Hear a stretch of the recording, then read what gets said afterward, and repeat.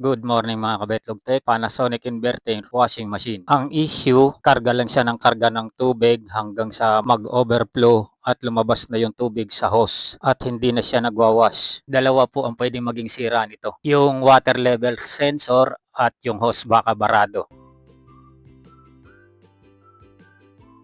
Fast forward na natin para mabilis mapuno.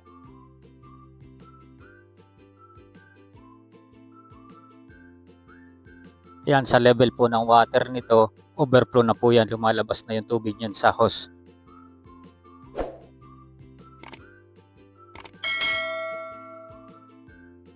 Ito at makikita niyo at lumalabas na yung tubig niya sa hose. Ngayon punta na tayo sa likuran ng washing. Tingnan natin kung tanggal yung hose. Ito at hindi tanggal yung hose niya rito. Tapos yung sa ilalim nito, ito yung pinakatubo niya, sundutin niyo at baka barado o kaya hipan na lang po doon sa taas. Tingnan niyo kung may leak din dito, kung may butas yung hose. Ito po yung water sensor sa kaliwa kong kamay. Tanggalin lang po natin yung hose tapos sabay hipan po natin. Tapos malalaman po natin yan kung mahirap pahipan kasi barado nga. Pero pagka dire-diretso pong hinihipan at lumalabas yung hangin, wala pong problema yan.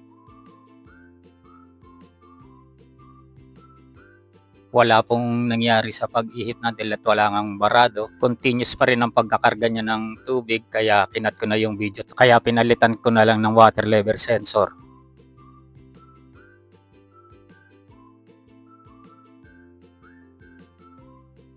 Eto nga, tinesting na natin kung hihinto na sa pagkarga siya ng tubig. Pag huminto na sa pagkarga ng tubig po, ibig sabihin po ayos na po siya.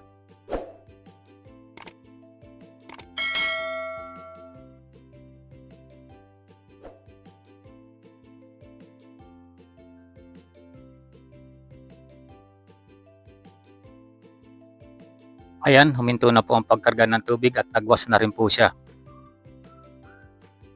Kaya kung bago ka pa lang sa channel ko, paki-follow, like, and subscribe at share nyo na rin para makatulong tayo sa iba. At paki-hit na rin ang notification bell para lagi po tayong updated sa mga gagawin nating video. Maraming salamat po mga kabetlog tech.